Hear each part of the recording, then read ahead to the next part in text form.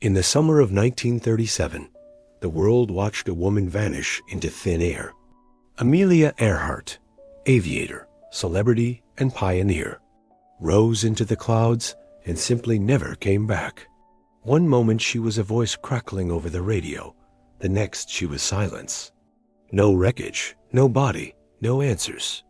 Just an expanse of endless ocean and a void of unanswered questions that has lingered for nearly a century.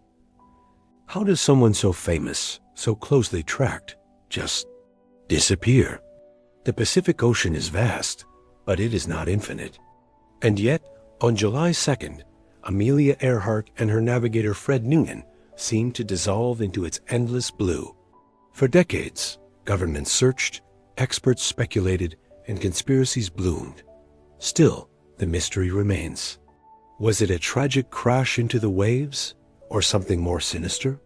Did they die as victims of miscalculation? Or were they swallowed by war, politics, or even secrecy that went far beyond aviation? To understand this mystery, we have to go back to Amelia herself. Born in 1897 in Atchison, Kansas, Amelia was a restless soul from the beginning. She chased thrills, resisted traditional roles for women, and dared to dream of the sky when few believed a woman had any place in it. By 1928, she had crossed the Atlantic as the first female passenger in a transatlantic flight. In 1932, she did it solo. Newspapers hailed her as the Queen of the Air. She cut her hair short, wore trousers, and smiled with a confidence that made her a symbol far bigger than herself. She was courage personified. But Amelia was also strategic. Fame wasn't just handed to her, it was cultivated. She worked with publicists, with her husband George Putnam managing her image. She knew she wasn't just flying airplanes, she was shaping history, becoming a figure of independence for women in a world that still largely confined them. And yet, for all her charisma, she was not immune to risk. Aviation in the 1930s was unforgiving. Engines failed, navigation was fragile, and the Pacific Ocean was a graveyard for pilots who underestimated it. Her final mission was as ambitious as it was dangerous: to fly around the world at its widest point, the equator. The route would stretch over 29,000 miles. The Electra 10E twin-engine aircraft became her companion for the attempt. With Fred Noonan, an experienced navigator, by her side, she set out in May of 1937. The flight was not smooth. There were setbacks. A ground loop crash in Hawaii that damaged the plane. Delays that forced them to adjust plans. But Amelia pressed on. By late June, they had crossed South America, Africa, India, and Australia. Their final stretch would take them across the Pacific tiny islands, scattered across thousands of miles of open sea, each one a speck in an ocean of blue. And the most critical of all was Howland Island, a sliver of land no more than 1.5 miles long, sitting almost invisible in the endless water. The U.S. Coast Guard ship Itasca was stationed there, ready to guide Amelia in with radio signals. July 2nd, 1937. Dawn. Amelia's Electra roars off the runway at Lai, New Guinea, carrying just enough fuel to skim the edge of possibility. Fred Noonan charts their path with celestial navigation, but as hours pass, clouds roll in. Radio logs from the Itasca records Amelia's voice, thin, faint, sometimes clear, sometimes broken. "We must be on you, but cannot see you." Her tone grows urgent. "We are on the line 157 to 337. We are running north and south." These are the last words the world ever hears from her. Then nothing. The Itasca crew scans the skies. Smoke is released to mark the island. Search planes scour the horizon. But no silver Electra appears. What follows is the largest air and sea search in U.S. history up to that time. They look north, south, west, east. For weeks, ships and planes sweep thousands of miles. Not a single trace is found. It's as if the Pacific itself conspired to erase her. So what happened? The simplest explanation is fuel exhaustion. That Amelia and Noonan, unable to locate Howland, circled until their tanks ran dry and crashed into the ocean. But the ocean is merciless.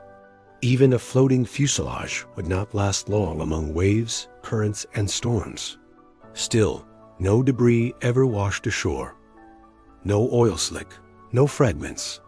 Could the sea really have consumed them so completely? Another theory points to navigational error. Fred Noonan, though skilled, was working with limited tools. Dead reckoning, celestial charts, unreliable radio beacons. A single miscalculation could have sent them dozens of miles off course. Out there, dozens of miles is the difference between life and death. Some researchers believe they may have overshot Howland and drifted south to the Phoenix Islands, particularly Nikomaroro, then known as Gardner Island. In 1940, a British officer discovered skeletal remains on Nikomaroro. Alongside them, a woman's shoe, a sextant box, and a campfire. At the time, the bones were judged male. They were later lost. Decades later, forensic reevaluation of the measurements suggested the bones may have belonged to a tall woman of European descent, fitting Amelia's profile. Modern expeditions have found aircraft parts, glass bottles, and tools there. Was Amelia stranded on a deserted island, living her last days under the relentless Pacific sun? Then there are darker theories. The Pacific in 1937 was not just a sea of water. It was a chessboard of empires. Japan's influence stretched over the Marshall Islands. Some believe Amelia drifted into their territory, was captured as a spy, and executed or imprisoned. Local legends from the Marshallese people speak of a woman pilot held by the Japanese. U.S. intelligence files mention rumors of Amelia in Saipan. Could the disappearance have been more than bad luck? Could it have been entanglement in the rising storm of World War II? Of course, conspiracy thrives where evidence is thin. Some even speculated that Amelia staged her own disappearance, slipping away into a secret life under another name. Others claimed she was working for the U.S. government on a covert mission, her flight a cover for reconnaissance over Japanese-held islands. But these claims rest more on imagination than fact, with little concrete evidence to anchor them. What endures are fragments. Radio operators across the Pacific reported hearing distress calls on Earhart's frequencies in the days following her disappearance. Voices weak, distorted, pleading. Some were dismissed as hoaxes, others as atmospheric interference. But could they have been Amelia, transmitting from a downed aircraft perched on a reef, waiting for rescue that never came? For decades, the mystery has refused to die. In recent years, advanced sonar searches of the sea floor around Howland have come up empty. Yet expeditions to Nikomaroro continue to uncover tantalizing clues: aluminum panels, fragments of a mirror, the remains of campfires. Nothing definitively proven, but enough to keep the theory alive. What makes Amelia Earhart's fate so haunting is not just the loss of a plane or a pilot, it is the silence that followed. A woman who once filled the world with the roar of engines, the flash of cameras, and the sound of her confident voice. Reduced to an echo, a line of radio static, a few bones lost to history. Even now, nearly 90 years later, we still search.